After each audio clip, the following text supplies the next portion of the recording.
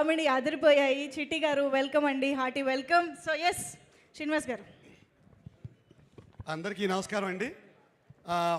ఇంత పెద్ద blockbuster hit ఇచ్చినందుకు విక్టరీ వెంకటేష్ బాబు గారికి, అనిల్ రావుపూడి గారికి, దిల్ రాజు గారికి, శిరీష్ గారికి కృతజ్ఞతలతో కూడిన అభినందనలు.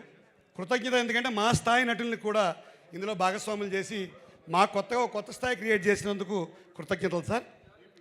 సార్ ఒక్క నిమిషం F2 మూవీ దగ్గరికి వెళ్తాను సార్. నేను ఒక్క నిమిషం సార్, ఎక్కువ వెళ్ళను సార్. F2 ఒకే నిమిషం.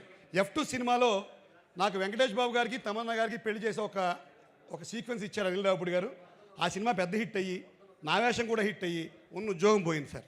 ఆ దెబ్బకి కలెక్టర్ ఉద్యోగం మానేసి హైదరాబాద్ వచ్చాను పెట్టించుకుని పెద్ద యాక్టర్ అయిపోదామని.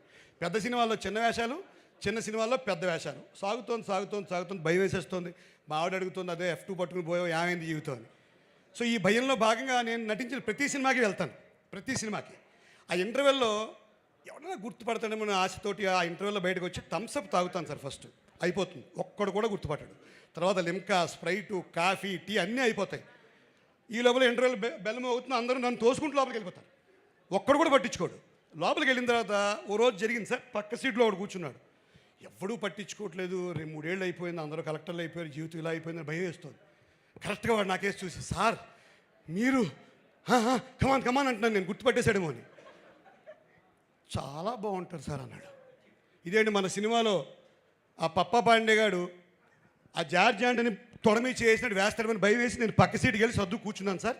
ఇది నా ఇంటర్వ్యూల అనుభవం. అయితే మొన్న నేను నారాయణ గారు అమలాపురంలో ఈ సినిమాకి వెళ్ళాం. 552 మంది ఉన్నారు. నారాయణ గారు రచయితను గుర్తుపట్టరు పెద్దగా. నేను ఆయన పాపం రాసినదేలే ఆయన తోసుకుంటూ నన్ను నా దగ్గర సెల్ఫీలు తీసుకున్నారు సార్. ఈసారి నేను చెప్పాల్సి వచ్చింది, ఈయన నారాయణ గారు రచయిత, మన ఊరేం చెప్పాల్సి వచ్చింది. సో 400-500 సెల్ఫీలు ఇచ్చిన ఈ సినిమా స్టామినా అది. మా స్థాయి నటులకు కూడా ఒక స్థాయిని కల్పించిన ఈ సినిమా స్టామినా ఇది. సో అదిదా మా విక్టరీ వెంకటేష్ బాబు గారి స్టామినా, అదిదా మా అనిల్ రావుపూడి గారి స్టామినా, అదిదా మా దిల్ రాజు అన్నయ్య, మా శిరీష్ అన్నయ్య గారి స్టామినా. ఇప్పుడు ఇంకొకటే ఒక మాట చెప్పి క్లోజ్ చేస్తాను సార్. అనిల్ గారు మీకు ఒక గొప్ప కాంప్లిమెంట్ వచ్చినా చెప్పి నెక్స్ట్ ఒక లైన్ చెప్పేస్తాను. సుబ్రహ్మణ్యం గారు అని ఒక ఆయన రిటైర్డ్ ప్రొఫెసర్ సార్, అంటే ఆయన నాగార్జున యూనివర్సిటీలో 1940 నుంచి వచ్చిన ప్రతి సినిమా మీద ఆయన రివ్యూ రాశారు. చాలా గొప్ప మనిషి ఆయన, సినిమా ప్రేమికుడు, రిటైర్డ్ ప్రొఫెసర్, 80 ఏళ్ల మనిషి. ఆయన ఈ విమర్శల మీద రాస్తూ ఆయన ఒక మాట రాశారు. విజయవారి సంస్థల్లో కేవీ రెడ్డి గారి స్క్రీన్ ప్లే, ఆయన తయారు చేసిన పాత్రలు ప్రతి పాత్రకి ఒక ఔచిత్యం ఉండడం అనిల్ రావుపూడి గారిలో కనిపించిన ఒక మాట అన్నారు. నేను అది మొన్నే చెప్దాం అనుకున్నాను కానీ మీరు బిజీగా ఉన్నారు, ఫోన్ ఎత్తలేపాను. సో విజయ సంస్థ కేవీ రెడ్డి గారితో అనిల్ గారి స్క్రీన్ ప్లేని ఈ పాత్రలందరికీ ఔచిత్యం కల్పించడాన్ని పోల్చారు.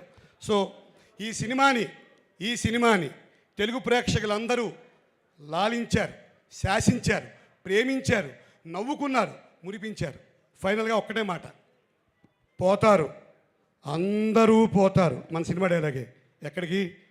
సంక్రాంతికి వస్తున్నాను సినిమాకే పోతారు, వేరే సినిమాలకు పోరు. జై Hind. Thank you very much. Thank you అండి. పమ్మిసాయి గారు మాట్లాడతారు ఇప్పుడు.